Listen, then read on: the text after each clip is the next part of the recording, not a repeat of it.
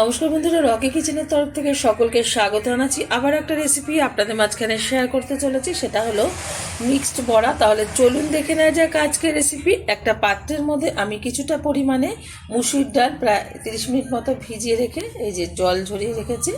পুরোটা জল ঝরানো হয়নি, হালকা একটু জল আছে। আর এখানে নিয়েছি মটরশুঁটি, কাঁচা লঙ্কা আর কুচিয়ে নিয়েছি ধনেপাতা। প্রথমে আমি একটা মিক্সিং জারের মধ্যে দিয়ে দেবো মুসুরির ডাল।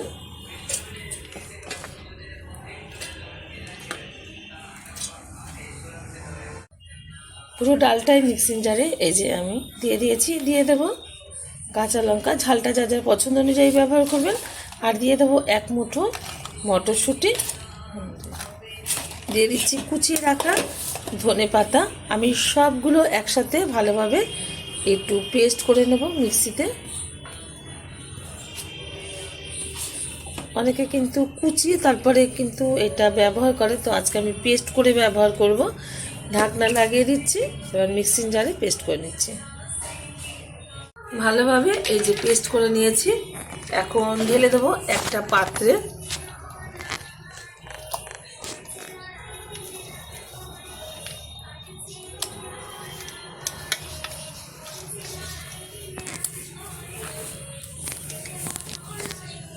দিয়ে দিচ্ছি হাফ চামচ হলুদ গুঁড়ো, দিয়ে দেবো কুচিয়ে রাখা কিছুটা পেঁয়াজ,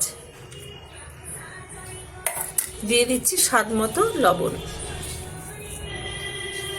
ভালোভাবে উপকরণগুলো একসাথে আমি চটকে মেখে নেব।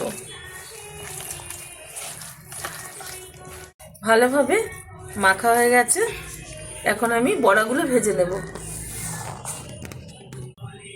বড়াগুলো ভাজার জন্য ওভেনে কড়াই বসিয়ে তাতে দিয়ে দিচ্ছি কিছুটা পরিমাণে সাদা তেল। একটু ছাঁকা তেলেই বড়াটা ভেজে নেব। তেলটা গরম হওয়ার অপেক্ষা। তেলটা গরম হয়ে গেছে, তেলের মধ্যে ছেড়ে দিচ্ছি আস্তে আস্তে করে বড়া। সেভ যে যেরকম পারেন সে সেরকম দিয়ে নেবেন। আমার এই রেসিপি যদি আপনাদের ভালো লেগে থাকে আপনারা অবশ্যই আমার চ্যানেলটিকে সাবস্ক্রাইব করবেন, লাইক করবেন, শেয়ার করবেন। আজকে ঠিক যেরকমভাবে বড়া বানিয়ে দেখাচ্ছি অবশ্যই ট্রাই করবেন। আশা করি আপনাদের ভীষণ ভালো লাগবে। যতটা ধরেছে ততটা দিয়েছি, আর বাদ বাকিটা পরে ভেজে নেব। এটা ভাজার পরে বড়াগুলো এক পিঠ উল্টে দিচ্ছি সুন্দরভাবে। উল্টো পিঠটা কিন্তু হয়ে গেছে, যে পিঠটা উল্টে দিচ্ছি সেমভাবে এরকমভাবে লাল লাল করে ভেজে নেব। এগুলি কিন্তু গরম গরম ভাতের সাথে খেতে ভীষণ ভালো লাগে।